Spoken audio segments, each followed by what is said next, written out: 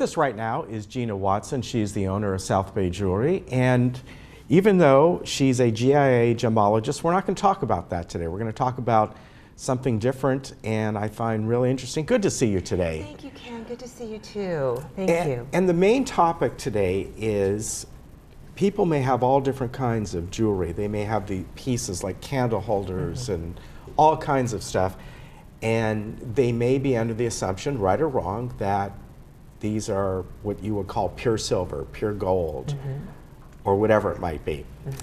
And that's where you can come in to find out about that and the way you test it. Am I right? That's correct. And as you know, when we go into the legacy program with our clients, we want to sort through and to evaluate and to determine the what is of value and what is not of value, and what is considered unwanted jewelry. So what we're going to talk about today is actually looking at the gold that we're considering unwanted, or just if we're selling it and it's going to be consigned, we have to know what the value is, what type of metal it is, as well as the sterling silver.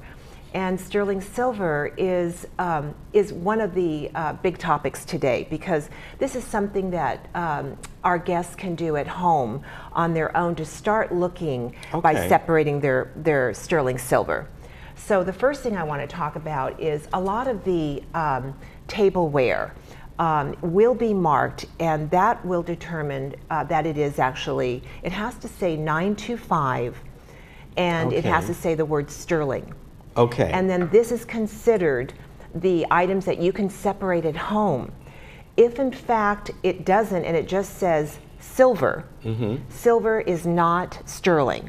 So it either has to say, excuse me, sterling or 925. So tell me what the difference is between silver and sterling. Is it the purity of it, if it's plated, or what?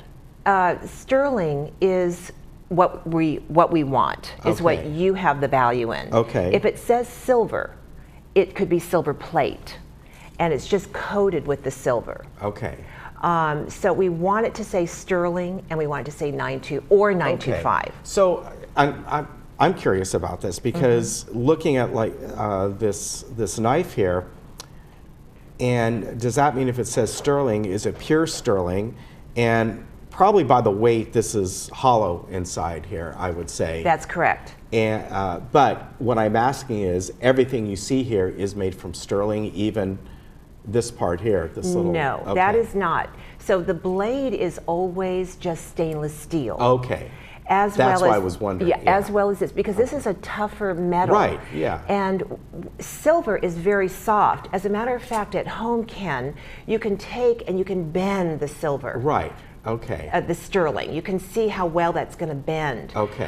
If it's a really hard piece at home, we're going to be able to, most of the time, you're going to be able to feel that it's actually just a plated over, and it's plated over brass most of the time. Now what about, and I hate to interrupt you, but I'm curious about this, what if you come across something that is 200-300 years old? Would you have had stainless steel back then, or would it have all been sterling, because that was the metal of choice back then? That is correct. And if you look at the heirloom websites, they are always, there's many different patterns, Gorham being one of them, and this is a Gorham piece, and they go back 200 years, and they are by far the finest. All the sterling silver that you see on these old patterns are made of sterling silver 925. However, there is English silver, and a lot of the English, they used 800. So it's going to be different, and that's something that will be marked on the item. If it's not marked, the 925, that's when we go in and we actually start to test it with the acids that we use in order to determine what the actual metal content is.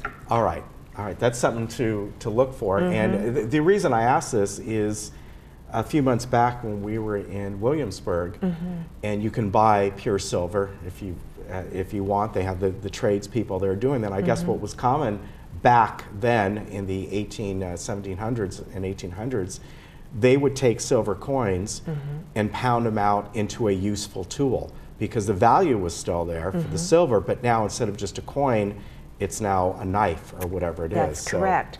Now, what they do is it starts off with your bullion, your sterling silver, and what you're saying to me is absolutely correct. When you buy a coin, a silver coin, right, now you're at fine 999%.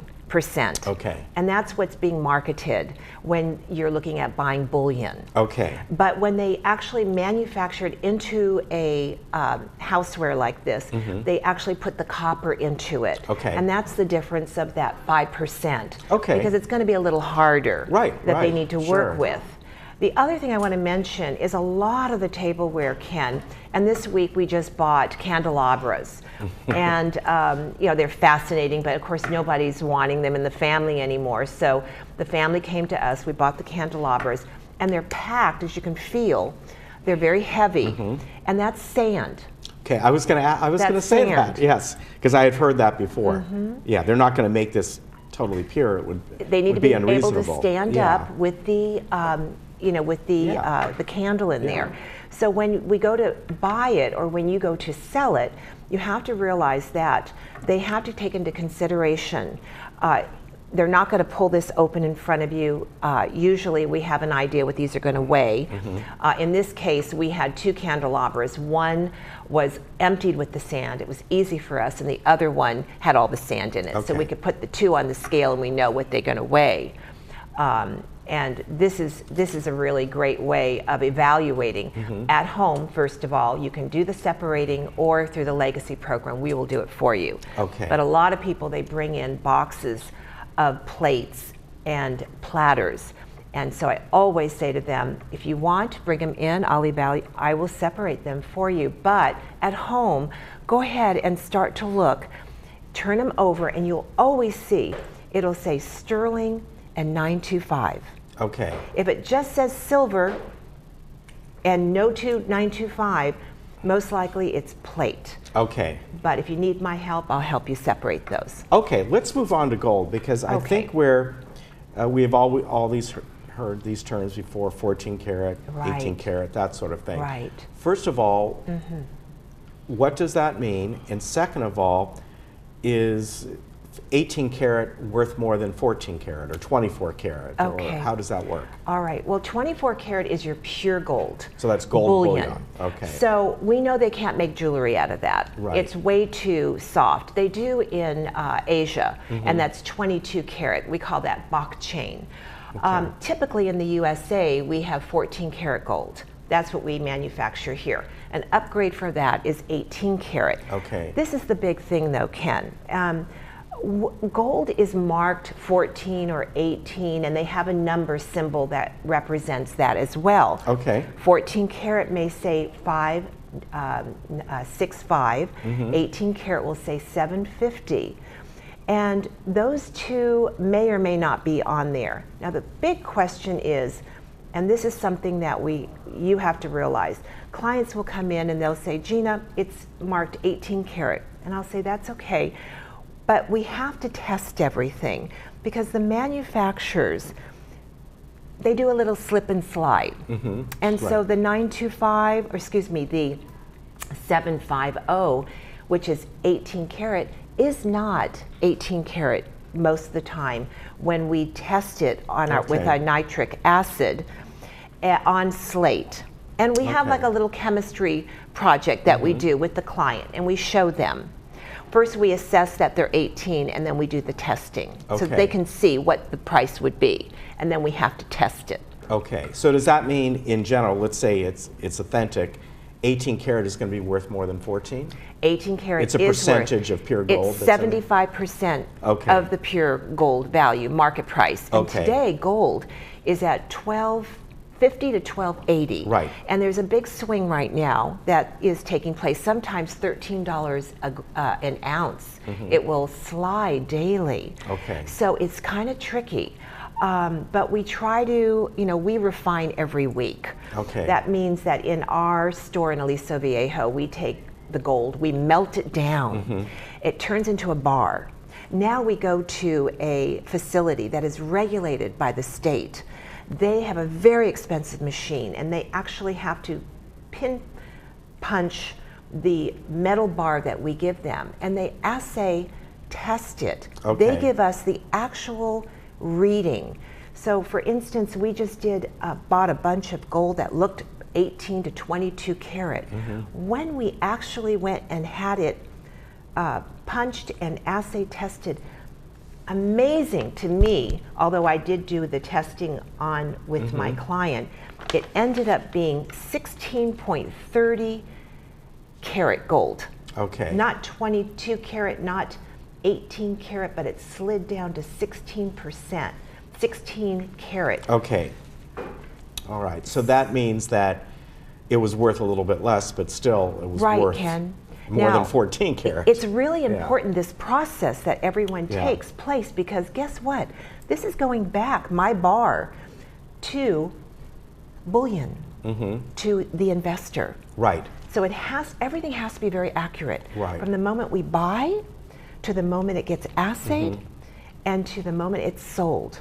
So it's a very strategic thing.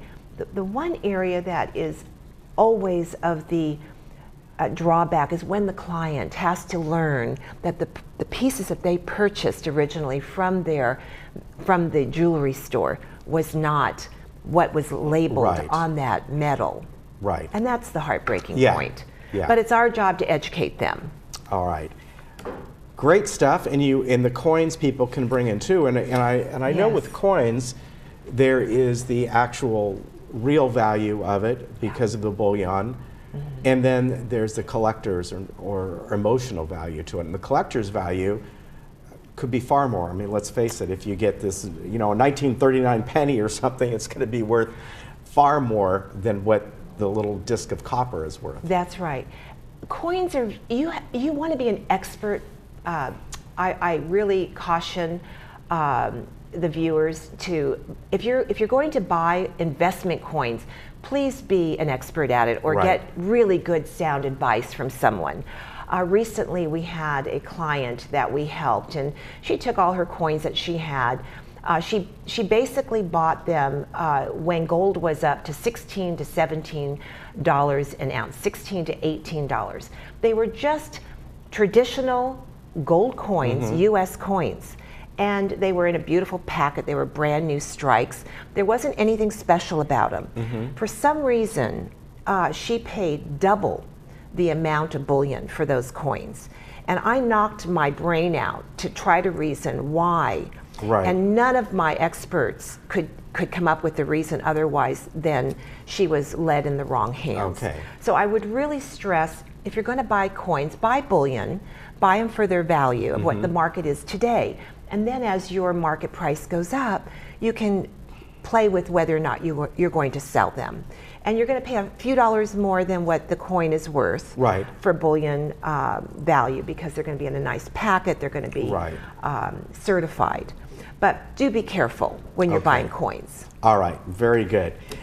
If anyone has any of these, of silver, of flatware, well, not flatware, silverware, real silverware, bring them by and you can check them out for them. That's our legacy program. We're here to help you sort, evaluate, guide, and we will help you discern what to give to your heirs and what you should look at yourself selling today. Okay, that sounds good. And if I go to Knott's and pan for gold and get the little flakes, I can bring them by. I'll test it for you. See if it's real gold from Knott's. I want to find that out. Exactly. Hey, thank you very much. You're Always welcome. good to see you. Thank you, Ken. The website is southbayjewelryoc.com. You got to remember the OC part. 949-643-1777. They're up in Aliso Viejo. We'll be right back. I wonder if